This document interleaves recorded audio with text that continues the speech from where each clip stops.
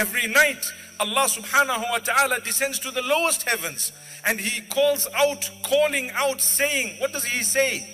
He says, who is there seeking forgiveness at a time when the third of the night remains? Who is there seeking forgiveness so I can forgive? Who is there repenting so I can accept? Who is there asking me any of their needs so that I can give? If you look carefully at that hadith, there is no precondition of having fulfilled tahajjud or having read salah. It's an open invitation from Allah to say, you want to seek forgiveness? Here I am. You want to repent? Here I am. You want to ask me anything? Here I am. I know of people who set their clocks for the time of tahajjud, even if, subhanallah, they haven't fulfilled the tahajjud, but they will get up and call out to Allah, feeling the presence that, you know what, this call is from Allah, yaqeenan. There is no doubt that Allah is calling. Imagine when you get up and you can actually look at the time and say, wow, Allah is calling. Allah is calling me. Oh Allah, I am the one. I am seeking. Oh Allah, me, I want forgiveness. Oh Allah, forgive me. I have a need. I'm calling out to you. I know that you're here to answer me. Call out to Allah. He will give you what you want. If it is tawbah and istighfar, He will forgive you. If it is anything else, He will grant it to you when He knows it's the right time. He will give you what He knows is better for you. Subhanallah. So this is the time of tahajjud. That is the most blessed time of the night. It's the early hours of the morning, we call it, right? The last part of the night is the time of tahajjud, its splendor, its goodness, its greatness. Meaning the value of that night is not based on the tahajjud, but it's the night itself, the fact that Allah is calling out and Allah descends to the lowest heaven. So now you need to know something. We will call out to Allah, but we will also engage in ibadah. Ibadah meaning acts of worship. Call out to Allah. I need to thank Allah, praise Allah, subhanallah.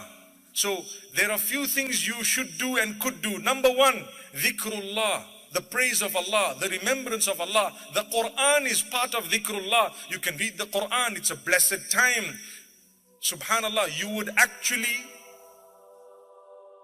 be encouraged to engage in Salatul Tahajjud with units of two.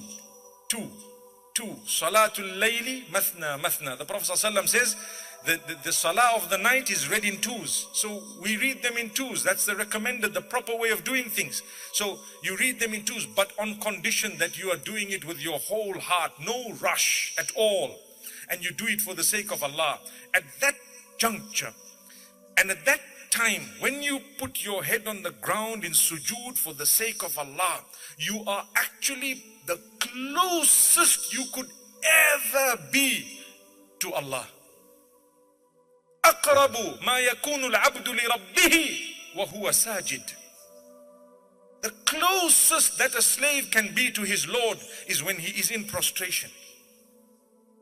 You know, when you want to look at the value of prostration, ask yourself, would I ever put my head down in that condition in front of a king or a person or a monument or a statue? Absolutely not. Never. Worship is for Allah and Allah alone. So that's why no matter how big I may be, how wealthy, how powerful, how healthy, how many kids and grandkids and great-grandkids I have, but I am nothing but a slave of Allah, the Lord of the worlds. I will drop in sujood for the sake of Allah. تتجافى جنوبهم عن المضاجع يدعون ربهم خوفا وطمعا. Surah Sajda speaks about those who forsake their beddings at night in order to worship Allah. Allah praises them and tells them, for you is Jannah. Jannah. You really believe in the last day. Because to worship Allah at night, nothing will inspire you unless you really believe in Allah and the last day. We have problems. We want solutions to our problems. At one stage, I tried asking people who came to me to say, I have a problem. And I tell them, did you call out to Allah in the last third? So many people used to say no, that I stopped asking. I just used to inform them, try calling out to Allah. Imagine we're saying try calling out to Allah. What try? You're supposed to start off by calling out to Allah. If you have a problem and you haven't made tahajjud, or you haven't called out to Allah at the time of tahajjud, and you are going to seek solution elsewhere, you've lost the plot. You've lost the plot. It's Allah. Allah has the solution to your problem. Allah has everything, and you haven't yet called out to Him, and you're coming to me and to others to help you to resolve a matter when Rabbul Izzati wal Jalal was not called out to. Where is your ibadah of the night? You need it. Subhanallah. May Allah guide us.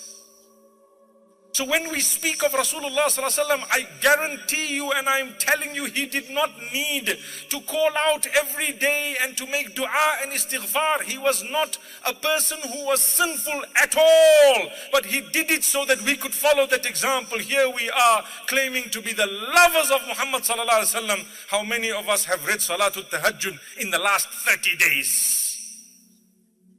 30 days gone by. You haven't even read Tahajjud. Brother says, I get up, but because I need a bath, I feel lazy. What? How could you say that? How could you do that? Subhanallah. When you were intimate with your spouse, it was nice. You enjoyed it, right? Remember, the bath is part of the package. Allahu Akbar. May Allah help us. It should be an honor. But I'm shy. People will hear the water at that time of the night. They know what happened at night. How can you say that for the sake of Allah? Teach your children and your family members there's nothing wrong. They need to know when they grow up that I will shower. So what if everyone in the house knows what happened? It was a sadaqah. Let it be. Allahu Akbar. We're shy of halal and we're not shy when it comes to haram. How many men are aware of the girlfriends of their friends, but they cover up when it comes to their wives? Why? Because a lot are guilty. May Allah subhanahu wa ta'ala grant us understanding. So to have that shower, I'm saying a shower, but we're talking of a ghusl, at that time of the night for the sake of Allah is an ibadah.